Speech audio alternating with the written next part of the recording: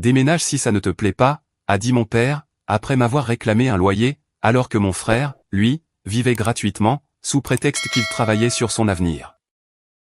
Alors, j'ai déménagé du jour au lendemain, et je leur ai dit de s'attendre à un avenir où ils seraient sans abri, parce que j'ai 25 ans, je suis un homme, et je travaille comme mécanicien diesel dans l'un des plus grands ateliers de notre ville. Je fais ça depuis que j'ai 18 ans. J'ai commencé comme apprenti, et j'ai gravi les échelons. Ce n'est pas pour me la raconter, mais je suis sacrément bon dans ce que je fais. Je suis le genre de gars qu'on appelle, quand les autres mécaniciens ne trouvent pas la panne. Ces gros moteurs cumains, je peux les démonter et les remonter les yeux fermés, à ce stade. Mais voilà, ce n'est pas la vie que mes parents voulaient pour moi. Ma mère, 52 ans, et mon père, 54 ans, avaient tout un plan, où j'irais à l'université, obtiendrais un travail de bureau bien pépère, et serait leur parfaite histoire à succès.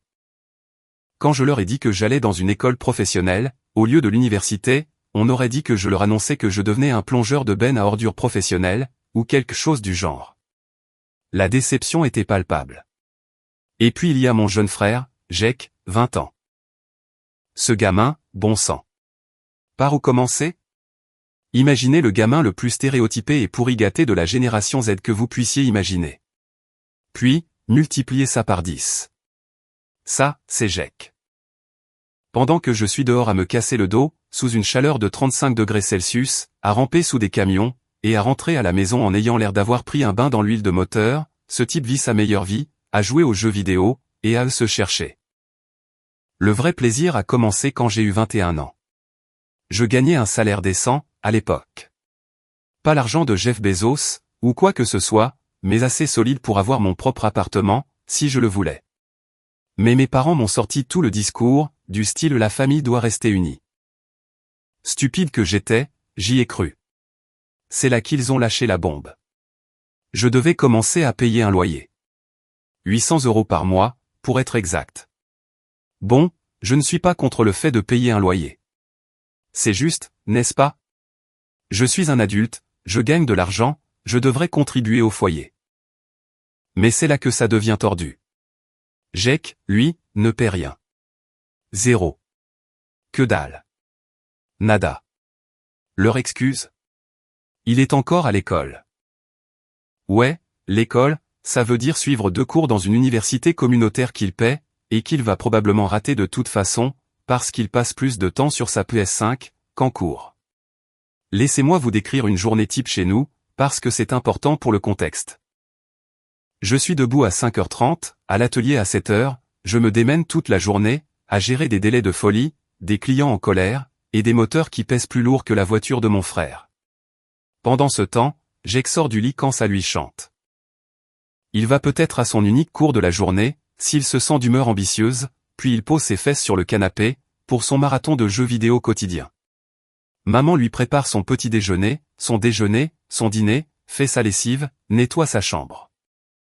Le gamin vit comme s'il avait un service de majordome personnel. Moi, j'ai de la chance s'il reste de la nourriture, quand je rentre à la maison. La moitié du temps, je prends un truc au drive en rentrant du travail, parce que maman ne savait pas quand je serais de retour, alors elle n'a rien préparé en plus. Le 2 poids, 2 mesures était si flagrant, que c'en était presque drôle. Si Jake laisse de la vaisselle dans l'évier, pas de problème. Si je laisse une tasse de café traîner, c'est que je manque de respect à la maisonnée. Jake veut du nouveau matériel de jeu. Ils l'auront commandé, avant même qu'il ait fini de demander. J'ai besoin de nouveaux outils pour le travail, vous savez, mon vrai travail. Tu gagnes bien ta vie, tu devrais te les payer toi-même. Mais voici le vrai truc, et je ne l'ai découvert que bien plus tard. Ils utilisaient l'argent de mon loyer, pour payer le prêt immobilier. Pas juste pour y contribuer. Non, ils utilisaient mes 800 €, pour payer l'intégralité de la fichue mensualité. Donc, en gros, je payais pour le toit au-dessus de nos têtes à tous, tout en étant traité comme un invité indésirable. J'ai essayé de leur en parler, à plusieurs reprises. Chaque conversation se terminait de la même manière. Moi, vous ne trouvez pas que c'est injuste, que je paie un loyer, alors que Jake vit ici gratuitement? Maman, il se concentre sur ses études. Moi, il réussit à peine ses examens. Papa, ne sois pas jaloux de ton frère. Moi, à son âge, je travaillais déjà à plein temps. Maman, chacun a son propre chemin. Papa, si ça ne te plaît pas, tu peux toujours déménager. Et on tournait en rond, encore et encore. C'était comme parler à un mur, sauf que le mur me manipulait activement. Le plus fou, c'est que j'ai supporté ça, pendant des années. Je n'arrêtais pas de me dire que c'était temporaire, qu'un jour, il finirait par voir à quel point c'était tordu, que Jake grandirait, et commencerait à contribuer. Au lieu de ça, ça a empiré. Bien pire. Et en plus de ça, mes parents avaient une façon très intéressante de définir le loyer. Selon eux, ces 800 € ne couvraient que ma chambre, et les charges de base. Tout le reste était en supplément. Tu veux utiliser la machine à laver? Ce sera 30 € de plus par mois, pour l'eau et l'électricité. Tu veux te garer dans l'allée, plutôt que dans la rue? 50 € de frais de stationnement mensuels. Tu as besoin de ranger tes outils de travail dans le garage? Encore 40 € pour le stockage. J'aimerais inventer tout ça. Pendant ce temps, Jake vit comme s'il était dans un hôtel 5 étoiles. Le gamin a la chambre principale. Oui, vous avez bien lu. Ils lui ont donné la plus grande chambre, quand il a eu 18 ans, parce qu'il avait besoin d'espace pour son installation de jeu. Il a sa propre salle de bain, alors que j'en partage une avec mes parents. Comme si j'étais encore au lycée. Et tenez-vous bien, il a une salle de jeu dédiée, qui était autrefois le bureau de mon père. Ils ont littéralement déplacé toutes les affaires de mon père, dans la salle à manger, pour que Jake puisse avoir une véritable installation de streaming. Un jour, je fais la vidange de mon camion dans l'allée, parce qu'où d'autre pourrais-je faire l'entretien de base? Jake sort en se plaignant, que le bruit ruine son stream. Mon père a carrément eu le culot de me dire, que je devais faire l'entretien de mon véhicule à l'atelier, pendant mon jour de congé, en utilisant l'équipement de l'atelier, que je ne suis pas censé utiliser pour des véhicules personnels, parce que ça dérangeait le précieux stream Twitch de Jake. Qui a, genre, 12 abonnés. Mais le pompon, la cerise absolue sur le gâteau de ce désastre, c'est qu'ils ont commencé à détailler ma consommation de nourriture. Sans blague, maman allait faire les courses, et soudain, il y avait une liste sur le frigo, avec la portion de Mike calculée, jusqu'à la dernière fichue tranche de pain. 1 litre de lait? C'est 4,50 € sur mon ardoise. Tu as utilisé 3 œufs pour le petit déjeuner? 1,50 €. Tu veux un peu du dîner que maman a préparé? Tu ferais mieux de cracher ta part des ingrédients. Jake, par contre, ce gamin mange comme un roi. Maman fait des allers-retours spéciaux chez Whole Foods, pour ses préférences alimentaires. Traduction, il a vu un YouTuber parler de nourriture bio, et a décidé qu'il était maintenant un gourou de la santé. Il a son propre placard à snacks, avec une étiquette littérale, à Jake, ne pas toucher. Pendant ce temps, je m'achète un paquet de barres protéinées, et je découvre que la moitié a disparu le lendemain. Quand j'en ai parlé, maman a dit, tu devrais mieux cacher ta nourriture, si tu ne veux pas partager avec la famille. Partager avec la famille. L'ironie était si épaisse, qu'on aurait pu la couper au couteau. La ponction financière n'était même pas le pire. C'était la guerre psychologique constante. Chaque dîner de famille, ceux auxquels j'étais autorisé à me joindre si je payais ma part, se transformait en une compilation des exploits de Jake. Jake va peut-être commencer à streamer à plein temps. Traduction, il abandonne ses études. Jake a un si bon flair pour les investissements. Il a acheté une crypto-monnaie douteuse, après avoir vu un TikTok à ce sujet. Jake est vraiment en train de trouver sa passion. Il a dépensé 300 € de leur argent, dans un cours pour devenir influenceur. Moi, je pouvais littéralement reconstruire un moteur de semi-remorque entier, faire économiser des milliers d'euros en réparation à une entreprise de transport, et recevoir les félicitations de mon patron, et tout ce que j'obtenais c'était, c'est bien, chérie. Jake, raconte-nous en plus sur ta nouvelle chaîne YouTube. Le pire, c'était de voir mes compétences et mon travail acharné, être complètement méprisés, pendant qu'il célébrait chaque réussite mineure de Jake. J'ai été élu mécanicien du mois, 3 fois de suite à mon atelier. Silence radio. Jake a atteint 100 abonnés sur Twitch. Maman lui a préparé un fichu dîner de célébration. Un jour en particulier, me marque vraiment. Je venais de terminer un travail énorme. On parle d'une journée de 16 heures, à reconstruire une transmission complexe sur un camion de 200 000 €, qui devait être de retour sur la route, le plus vite possible. Le client était si content de mon travail, qu'il a envoyé une lettre de remerciement à mon patron, et m'a donné un pourboire de 500 €. Je suis rentré à la maison, vraiment excité de partager une bonne nouvelle pour une fois. Je passe la porte, et la maison est en pleine fête. Ballon, gâteau, tout le tralala. Ma première pensée a été que, peut-être, ils avaient enfin remarqué mon travail acharné. Non. Jake venait d'atteindre 1000 abonnés sur YouTube. Maman avait invité ses amis streamers, commandé un traiteur, probablement avec l'argent de mon loyer, et papa lui avait même acheté un nouveau microphone, en guise de cadeau. Félicitations pour ton succès. Quand j'ai essayé de partager ma nouvelle, maman m'a littéralement tapoté la tête comme un chien, et a dit, c'est super, chérie. Oh, pourrais-tu virer ton loyer en avance ce mois-ci? On doit améliorer la connexion internet de Jake, pour une meilleure qualité de stream. J'aimerais pouvoir dire que c'était le pire, mais non, ce n'était que l'échauffement. Le vrai désastre s'est produit, il y a environ 3 mois. Pour le contexte, je venais de dépenser environ 8000 €, pour un nouveau jeu d'outils professionnel. Si vous n'êtes pas du métier, ça peut paraître fou, mais n'importe quel mécanicien vous le dira, de bons outils sont vitaux. On parle de matériel Snap-on, des clés à cliquet, des douilles, des équipements de diagnostic, la totale. J'ai dû financer une partie, mais ça en valait la peine, parce que ces outils étaient littéralement mon avenir. Je gardais la plupart de mes outils à l'atelier, mais j'avais cette boîte à outils à la maison, pour des petits boulots et des projets personnels. Rien de très cher, mais ça valait probablement dans les 2000 €. Elle était parfaitement organisée, chaque outil à sa place, tout étiqueté. Ouais, je suis ce genre de mec. J'avais même du matériel de diagnostic spécialisé, pour lequel j'avais économisé. Ce jour-là, j'avais fait une double journée, parce qu'on avait une flotte de camions, qui devait être prête pour le matin. Je parle de 16 heures de travail non-stop. Mes mains tremblaient, j'avais bu assez de café pour tuer un cheval, et tout ce que je voulais, c'était prendre une douche et m'effondrer. J'arrive à la maison vers 23 heures, et je vois des lumières allumées dans le garage. Bizarre, vu que les voitures de mes parents n'étaient pas là, mais peu importe. Je suis trop fatigué pour m'en soucier. Je veux juste mon lit. J'entre dans le garage, et mon fichu cœur s'arrête. Ma boîte à outils est renversée, sur le côté. Des outils, partout. Et il y a Jake et ses fichus amis, clairement ivres, qui utilisent mon scanner de diagnostic pro, comme un fichu Calport, pour leur installation de beer pong. Vous savez, ce moment dans les films, où tout devient silencieux, et la caméra zoome sur le visage du personnage principal? C'était moi. Je ne pouvais littéralement pas comprendre ce que je voyais, au début.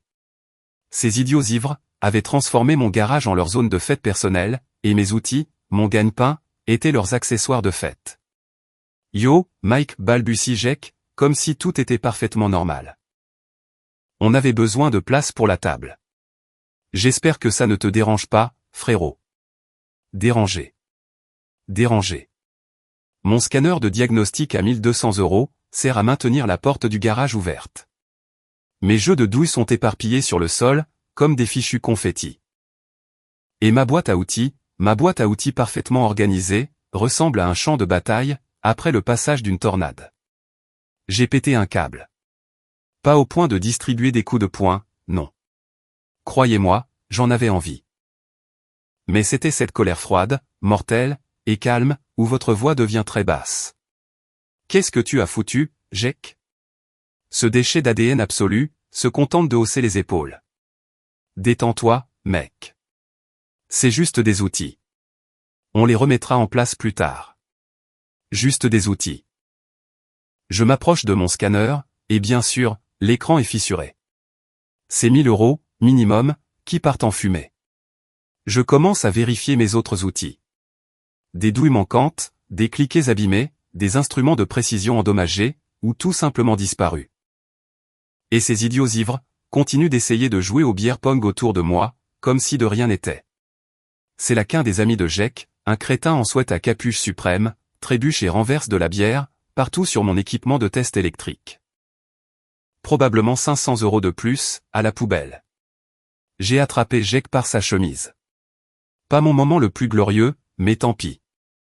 Tu as la moindre idée, de combien tout ça coûte? Il repousse ma main, devenant agressif maintenant. Lâche-moi. Papa t'en achètera des neufs, s'ils sont si précieux. Arrête d'être un tel con avec ça. Papa m'en achètera des neufs. Papa m'en achètera des neufs. Je commence à prendre des photos de tout. Les dégâts, les canettes de bière, toute la scène. Jake commence à avoir l'air nerveux, maintenant. Qu'est-ce que tu fais? Je documente tout, avant d'appeler les flics. Ça le dégrise d'un coup. Tu n'oserais pas. On est une famille. Et c'est à ce moment-là, que mes parents entrent. Timing parfait, n'est-ce pas? Maman jette un œil à la scène, et se met à me crier dessus, pour avoir attrapé Jake. Papa est juste derrière elle, déjà en train de me reprocher de réagir de manière excessive. Il s'amuse juste un peu, dit papa, comme si c'était moi le problème. Tu ne peux pas t'attendre à ce qu'ils n'utilisent pas le garage, juste parce que tu y gardes tes affaires. Je leur montre le scanner cassé. La réponse de maman, eh bien, peut-être que si tu payais plus de loyer, tu pourrais avoir un véritable espace de rangement pour tes affaires. C'était ça. C'est à ce moment-là, que quelque chose en moi s'est tout simplement brisé. Ou peut-être, s'est-il enfin réparé. Je ne sais pas. Je les ai regardés. Je les ai vraiment regardés. Ma mère, s'agitant autour de Jake, comme s'il était la victime. Et Jake, souriant au coin derrière eux, parce qu'il sait qu'il est intouchable. Vous avez raison, ai-je dit, d'une voix très calme. Je devrais trouver un rangement adéquat pour mes affaires. Je suis monté, j'ai pris mon ordinateur portable, et j'ai commencé à passer des appels. Cette nuit-là, après que tout le monde soit allé se coucher, Jake s'étant effondré sur le canapé, bien sûr, je me suis assis dans ma chambre, et j'ai fait quelque chose que j'aurais dû faire, il y a des années. J'ai créé un tableur. Ouais, je sais. Super excitant, n'est-ce pas? Mais croyez-moi, ce tableur est devenu mon arme de destruction massive. J'ai tout documenté. Chaque centime que je leur avais versé, au cours des 4 dernières années. Loyer mensuel de 800 € égale 38 400 €. Frais de service public égale 1440 €. Frais de stationnement égale 2400 €. Frais de stockage égale 1920 €. Contributions alimentaires égale environ 7200 €. Diverses dépenses ménagères qu'ils m'ont fait couvrir égale plus de 5000 €. Grand total, presque 60 000 €. 60000 €. Et ça, sans même compter tous les outils que Jake et ses amis avaient détruits. Pendant que je rassemble ces chiffres, je reçois ce SMS de Jake. Eh, frérot. Désolé pour les outils et tout. Papa dit qu'il te donnera 200 € pour remplacer ce qui est cassé. C'est bon pour toi, 200 € pour des milliers de euros d'équipement professionnel endommagé. Je n'ai même pas répondu. À la place, j'ai commencé à passer des appels. D'abord, à mon pote Chris, qui travaille dans l'immobilier. Il s'est avéré qu'il avait un client, avec un appartement-garage à louer. Ensuite, à ma banque, pour vérifier mon épargne. Dieu merci, j'avais mis de l'argent de côté, malgré le fait que mes parents me saignaient à blanc. Enfin, à mon patron, pour demander si je pouvais faire quelques heures supplémentaires. Mais c'est là que ça devient intéressant. Vous vous souvenez que j'ai mentionné que je payais leur prêt immobilier, sans le savoir? Eh bien, j'ai fait quelques recherches. Il s'est avéré que mon loyer de 800 € était exactement le montant de leur mensualité de prêt immobilier. Pas à peu près, non, exactement. Ils n'avaient pas contribué un seul centime au prêt, en 4 ans. Alors, j'ai élaboré un plan magnifique, rempli de karma. Première étape, j'ai signé le bail de cet appartement-garage. C'était petit, mais il y avait un espace sécurisé pour mes outils, et pas de petit frère pourri gâté, qui utilise mes affaires comme décoration de fête. J'ai versé la compte, le soir même. Deuxième étape, j'ai commencé à déménager mes affaires, discrètement. Pas tout d'un coup, je ne suis pas un amateur. Juste quelques trucs chaque jour, quand personne n'était à la maison. Les choses importantes sont parties en premier. Ce qui restait de mes outils, les documents importants, les objets irremplaçables. Personne n'a rien remarqué, parce que, eh bien, personne n'a jamais fait attention à mes affaires de toute façon. Troisième étape, j'ai documenté les dommages aux outils, méticuleusement. J'ai pris des photos, des vidéos, j'ai obtenu des déclarations écrites de 2 des amis de Jake, qui étaient en fait assez corrects, pour se sentir mal de ce qui s'était passé. J'ai fait des copies de tout, et je les ai stockées, à 3 endroits différents. Ça allait s'avérer utile plus tard, croyez-moi. 4e étape, je suis allé à la banque, et j'ai ouvert un nouveau compte, dans une banque complètement différente. J'ai commencé à y rediriger mes chèques de paie. J'ai annulé tous les paiements automatiques, vers les comptes de mes parents. Mais le coup de maître, c'est que j'ai attendu. Voyez-vous, je savais exactement quand leur prêt immobilier était dû, le 1er de chaque mois. Et je savais qu'ils n'avaient pas économisé un centime, parce que pourquoi l'auraient-ils fait? Ils avaient leur vache à lait fiable, qui vivait à l'étage. Pendant tout ce temps, la vie continuait comme si de rien n'était. Je continuais d'aller au travail, de hocher la tête au dîner, quand il vantait la dernière idée de business de Jake, il était maintenant convaincu qu'il pouvait devenir un millionnaire de la crypto-monnaie. Je continuais d'agir, comme si tout allait bien. Maman a bien essayé de me parler de l'incident des outils, une fois. Elle est venue dans ma chambre, avec ce faux air inquiet, qu'elle avait perfectionné au fil des ans. Chérie, je sais que tu es contrariée pour tes outils, mais Jake s'en veut vraiment. Peut-être que si tu ne les avais pas laissés dans le garage. J'ai juste hoché la tête, et j'ai dit, tu as raison, maman. Je devrais trouver un meilleur endroit pour garder mes affaires. Elle avait l'air si soulagée, pensant probablement que je comprenais enfin leur point de vue. Elle ne se doutait pas, que j'étais déjà à la 3e étape de ma stratégie de sortie. Le meilleur dans tout ça, c'est que Jake n'arrêtait pas de me faciliter la tâche, pour justifier ce que j'allais faire. Chaque jour, il y avait une nouvelle absurdité. Il a emprunté ma voiture sans demander, l'a ramenée avec le réservoir vide, a de nouveau invité ses amis. Il a même eu le culot de me demander, d'être son co-emprunteur pour un prêt, afin qu'il puisse investir dans sa carrière de streaming. Pendant ce temps, je regarde mes parents tout lui permettre. Papa lui a acheté un nouveau fauteuil de jeu, parce qu'il avait mal au dos, à force de streamer trop longtemps. Maman faisait maintenant sa lessive, la pliait, et la rangeait, parce qu'il était trop occupé avec la création de contenu.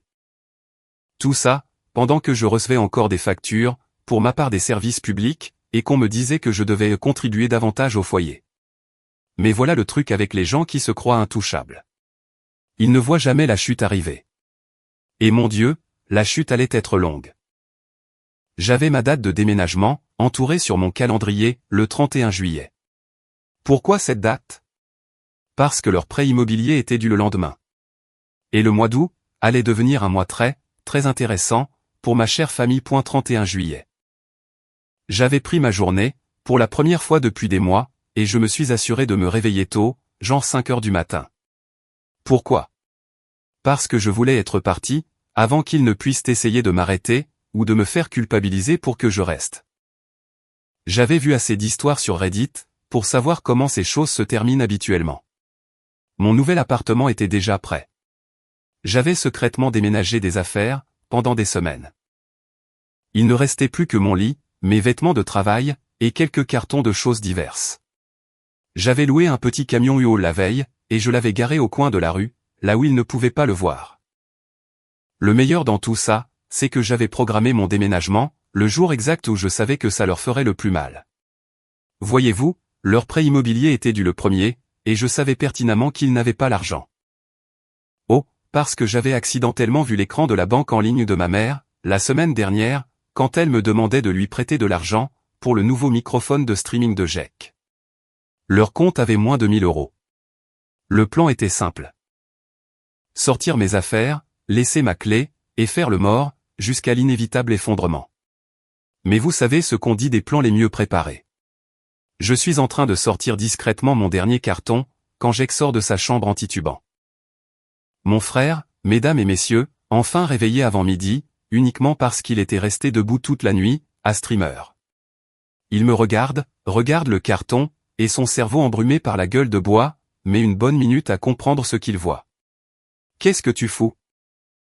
J'ai juste continué à marcher, sans même le regarder. C'est là qu'il a remarqué ma chambre presque vide, à travers la porte ouverte. Maman. Papa. Mike essaie de partir. Et voilà. J'ai entendu le martèlement des pas, alors que mes parents se précipitaient à l'étage. Mon père, toujours en peignoir, le visage déjà rouge. Maman, juste derrière lui, commençant déjà à jouer la comédie des larmes. Qu'est-ce que ça signifie? La voix autoritaire de mon père. La même qui me faisait peur, quand j'étais enfant. Plus maintenant. J'ai posé mon carton, calmement. Je déménage. Pas question.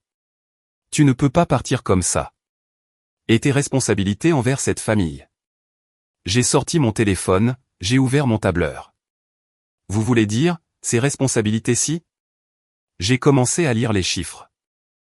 Chaque paiement, chaque frais, chaque euro qu'il m'avait soutiré, tout en laissant Jake vivre comme un prince. Le visage de maman est passé des fausses larmes, à la vraie panique, à mesure que les chiffres défilaient. Ça fait 60 000 euros, en 4 ans ai-je terminé. Oh, et voici le meilleur. Je sais que ça allait directement dans le prêt immobilier. Le prêt, qui est dû demain. Le visage de mon père est passé du rouge au blanc, si vite que j'ai cru qu'il allait s'évanouir. Maman s'est agrippée au mur, pour se soutenir. Jake est juste resté là, la bouche ouverte comme un poisson. Tu ne peux pas nous faire ça, a murmuré maman. En fait, si, je peux, et je le fais. Mais attendez, ce n'est pas tout. J'ai sorti une enveloppe Kraft. Voici toute la documentation des outils que Jake et ses amis ont détruits. Environ 3 500 euros de matériel professionnel. Je déposerai une plainte au tribunal des petites créances, la semaine prochaine, à moins d'être remboursé intégralement. Jake a commencé à bafouiller. Mais tu es mon frère. Tu ne peux pas me poursuivre en justice. Regarde-moi bien. Papa a essayé de se mettre devant la porte. Tu ne pars pas, tant qu'on n'a pas réglé ça. Je mesure 1,88 mètres, et je travaille avec de la machinerie lourde toute la journée. Papa mesure 1,78 mètres, et n'a pas vu une salle de sport depuis les années 90. Je l'ai juste regardé, jusqu'à ce qu'il bouge. Le loyer que vous me facturiez? C'est plus que ce que coûte mon nouvel appartement. Les frais de service public, des trucs que vous avez inventés, pour financer le style de vie de Jake. Les frais de stockage pour mes outils, regardez comme ça a bien tourné. J'ai repris mon carton. J'ai toute la documentation, tous les paiements, tous les SMS où vous réclamiez de l'argent, chaque reçu, chaque relevé bancaire. Si vous essayez de causer des problèmes, tout ça part chez un avocat. Maman était maintenant en pleine larmes. S'il te plaît, le prêt. Nous n'avons pas. Plus mon problème. Peut-être que Jake peut commencer à payer un loyer. Ah, attendez. Pour ça, il faudrait qu'il ait un vrai travail. Jake s'est jeté sur moi. J'ai fait un pas de côté, et il s'est écrasé contre le mur. Un vrai dur à cuire, quand il n'est pas entouré de ses copains de beuverie. Au fait, ai-je ajouté en descendant les escaliers. J'ai déjà changé mes informations de virement direct au travail, et j'ai fermé notre compte joint. Bonne chance avec le prêt immobilier, demain. J'ai entendu maman s'effondrer sur le sol, en sanglotant. Papa criait quelque chose sur le devoir familial et les responsabilités. Jake me menaçait toujours, mais maintenant, à une distance de sécurité. J'ai chargé mon dernier carton, je suis monté dans le U-Haul, et j'ai conduit jusqu'à mon nouvel appartement. Silence total de leur part, pendant environ 6 heures. Puis, les SMS ont commencé. Et mon Dieu, ils ont commencé. Laissez-moi vous dépeindre comment cette première journée s'est déroulée, heure par heure. J'ai vu leur message évoluer de la colère, à la panique, jusqu'au désespoir pur et simple. C'était comme assister aux 5 étapes du deuil, sauf que personne n'était mort, juste leur stabilité financière. La première vague est venue de papa. Toute sa colère vertueuse.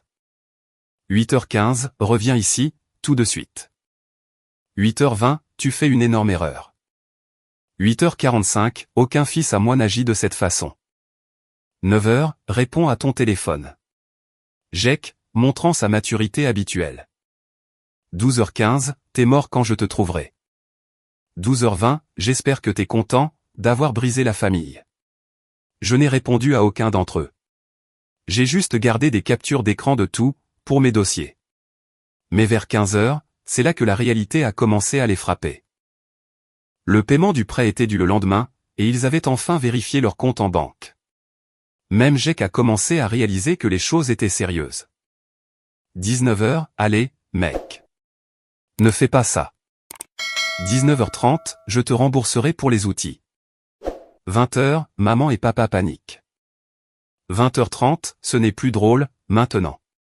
J'ai passé cette soirée dans mon nouvel appartement, à profiter de la paix et du calme, regardant leurs messages défiler, tout en mangeant un plat à emporter sur mon canapé, que personne d'autre n'avait le droit d'utiliser. Le lendemain, le 1er août, c'est là que les choses ont vraiment commencé à dégénérer. Voyez-vous, non seulement ils ont manqué le paiement du prêt, mais ce n'était que le début. Vous vous souvenez de tous ces abonnements et services qu'ils payaient avec l'argent de mon loyer? L'Internet Premium de Jake pour le streaming, ses abonnements de jeux, l'abonnement à la salle de sport de luxe de maman, les cotisations du club de golf de papa, leur Netflix, Hulu, Disney+, et tout le reste. Tout a commencé à être rejeté. Leurs cartes ont été refusées partout. Le stream Twitch de Jake s'est coupé en plein milieu, parce qu'il ne pouvait plus payer la facture Internet. Vous auriez dû voir son chat exploser. Ses 15 spectateurs, tous très confus. Puis, la vraie panique s'est installée. Maman m'a appelé en pleurant, pour me dire que la société de prêt envoyait des avis de retard. Papa a laissé des messages vocaux, sur le fait de régler ça en famille.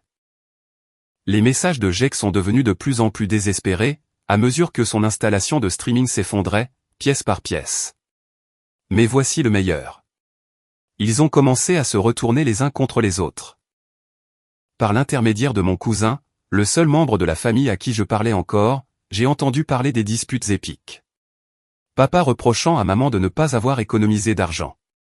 Maman reprochant à papa d'avoir pourri Jake.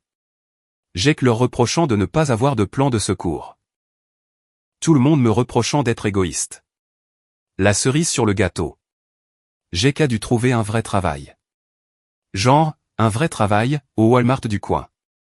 Le premier jour, il a dû aider à porter les courses jusqu'aux voitures, en pleine chaleur estivale. Il a posté sur son Instagram, à quel point le travail manuel était dur. J'ai failli me faire un claquage, en essayant de ne pas commenter, bienvenue dans le monde réel. À la fin de la première semaine, ils avaient tout essayé. Papa est venu à mon lieu de travail. La sécurité l'a escorté dehors. Maman a essayé de faire culpabiliser mon patron, pour qu'il lui donne ma nouvelle adresse. Il a ri, et a dit non. Les amis de Jake m'ont envoyé des messages, proposant de payer pour les outils. Trop peu, trop tard. Ils ont même envoyé notre ancien pasteur, pour essayer de me raisonner. Mais le vrai karma, ne faisait que commencer. Parce que ce qu'ils ne savaient pas, c'est qu'un seul paiement de prêt manqué, allait déclencher un effet domino, qui changerait leur vie pour toujours.